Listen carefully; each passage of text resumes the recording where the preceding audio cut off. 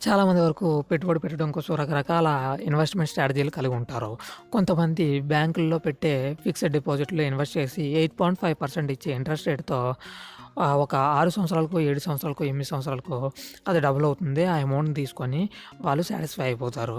కానీ మరికొంతమంది కొంచెం ఎక్కువ సంపాదించాలనే ఆశతో రియల్ ఎస్టేట్‌లోకి దిగుతారు. రియల్ ఎస్టేట్‌లో ఎక్కువ సంపాదించుకుంటారు. అంతేకాకుండా అంతే పోగొట్టుకుంటూ ఉంటారు. అంతకంటే ఎక్కువ మంది ఈ మధ్య కాలంలో ఎక్కువగా స్టాక్ మార్కెట్‌లో నష్టపోతున్నారు. ఈ మధ్య కాలంలో స్టాక్ మార్కెట్‌లో ఇన్వెస్ట్ చేయడం అనేది చాలా ఎక్కువగా ర్యాపిడ్‌గా పెరుగుతూ వచ్చింది. ఈరోజు స్టాక్ మార్కెట్‌లో ఇన్వెస్ట్ చేయడం కంటే దానికి ప్రత్యామ్నాయంగా ఒక మంచి ఇన్వెస్ట్‌మెంట్ స్ట్రాటజీని మీకు వివరించబోతున్నాను. అది ఏంటంటే మ్యూచువల్ ఫండ్. మ్యూచువల్ ఫండ్ గురించి ఈరోజు ఈ వీడియోలో చెప్తాను. అసలు మ్యూచువల్ ఫండ్ అంటే ఏమిటి? మ్యూచువల్ ఫండ్స్‌లో ఎలా ఇన్వెస్ట్ చేయాలి? మ్యూచువల్ ఫండ్స్ ఎలా గ్రోత్ అవుతాయి? మ్యూచువల్ ఫండ్స్ మనం పెట్టిన అమౌంట్ అంతా వాళ్ళు ఎక్కడ పెట్టుబడి కింద పెడతారు? ఇవన్నీ ఈ వీడియోలో నేను చెప్పబోతున్నాను. మ్యూచువల్ ఫండ్స్ అనేవి ఒకే ఆర్థిక లక్ష్యం కలిగి ఉన్న కొందరు వ్యక్తుల దగ్గర నుంచి కలెక్ట్ చేసిన అమౌంట్ మొత్తాన్ని కొన్ని అసెట్స్‌లో పెట్టి, ఆ వచ్చిన ఆదాయాన్ని తిరిగి మరలా వాళ్ళకి పంచడమే మ్యూచువల్ ఫండ్స్ యొక్క మెయిన్ ఉద్దేశం అన్నమాట.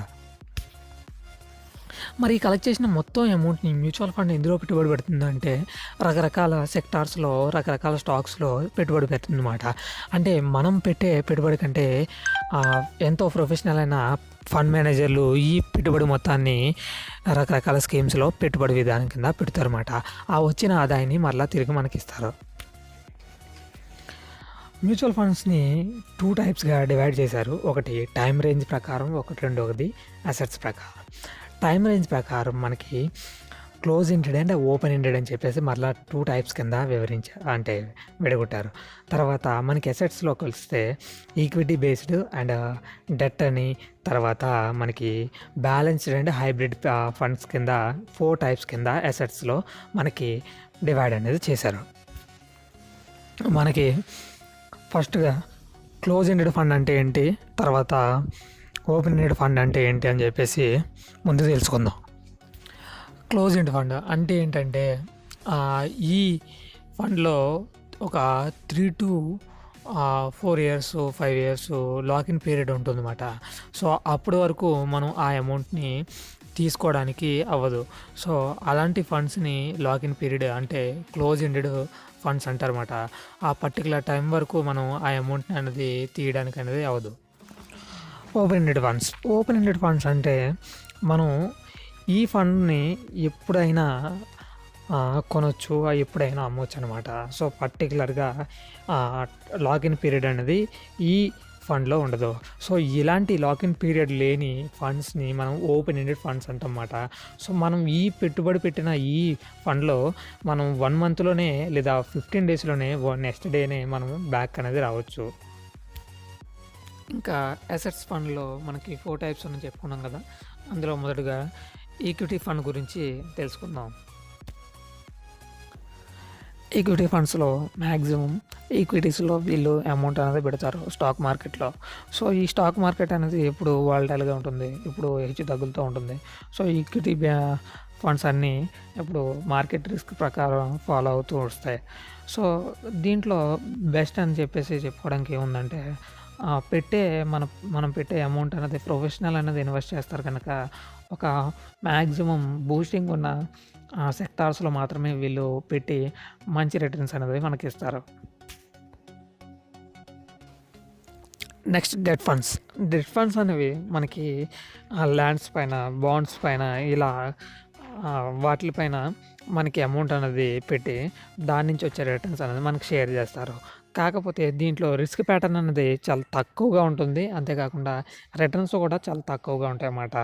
మనకి ఈక్విటీతో పోల్చుకుంటే దీంట్లో రిటర్న్స్ అనేవి చాలా తక్కువగా ఉంటాయి. ఫర్ ఎగ్జాంపుల్‌గా మీకు యావరేజ్ వచ్చేసి మీకు డెట్ ఫండ్స్‌లో 7%, 6%, 5% అండ్ 8% మ్యాక్సిమం 9, 10 అంతకు మించి మనం డెట్ ఫండ్స్ నుంచి అమౌంట్ అయితే రాబట్టలేము. ఇంకా మిగిలింది balanced funds and hybrid fund. ఇప్పుడు బ్యాలెన్స్డ్ ఫండ్ గురించి తెలుసుకుందాం. బ్యాలెన్స్ ఫండ్ అనేది ఈక్విటీతో పోల్చుకుంటే చాలా తక్కువ రిస్క్ కలిగి ఉంటుంది. ఎందుకంటే బ్యాలెన్స్ ఫండ్ యొక్క మెయిన్ ఉద్దేశ్యం అంటే రిస్క్‌ని తగ్గించడం మాట. ఒకవేళ ఈక్విటీస్‌లో గానీ, దేంట్లోనే గానీ నష్టాలొస్తే వేరొక ఆల్టర్‌నేటివ్ దారిలో దగ్గర ప్రాఫిట్ అనేది గెయిన్ చేసి, ఈ ఫండ్‌ని లాస్ అవ్వకుండా మాక్సిమైజ్ చేసేదమాట. అంటే లెవెల్ అప్ చేసేది. సో, దీంట్లో మనకి రివార్డ్‌తో పాటు రివార్డ్ ఎక్కువుండి, రిస్క్ తక్కువుంటదమాట.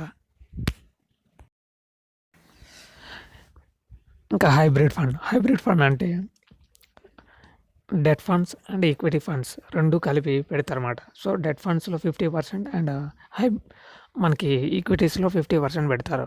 సో, ఈ మొత్తాన్ని బ్యాలెన్స్ ఉంటుంది. మనకి ఎక్కువ రిస్క్ తీసుకోలేను అన్నప్పుడు మనం 50-50 చాయిస్ తీసుకుంటానన్నప్పుడు హైబ్రిడ్ ఫండ్‌కెళ్ళిపోవచ్చమాట.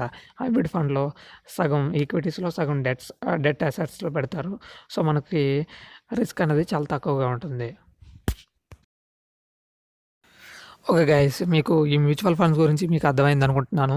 సో, నెక్స్ట్ మరలా SIP systematic investing plan mutual ఫండ్స్‌లో ప్రతి నెల అమౌంట్ పెడుతూ ఉంటే వితిన్ 20 ఇయర్స్, వితిన్ 25 ఇయర్స్ మనం రూ. 1,00,00,000 ఈజీగా తీసుకోవచ్చుమాట. అది ఎలా లాంసమ్ అమౌంట్ గురించి, ఎస్ఐపి గురించి, వీటన్నిటి గురించి నెక్స్ట్ వీడియోలో చెప్తాను. సో, ఈ వీడియో గనుక మీకు నచ్చినట్లయితే షేర్ చేయండి అండ్ సబ్స్క్రైబ్ చేయండి అండ్ లైక్ చేయడం మర్చిపోకండి.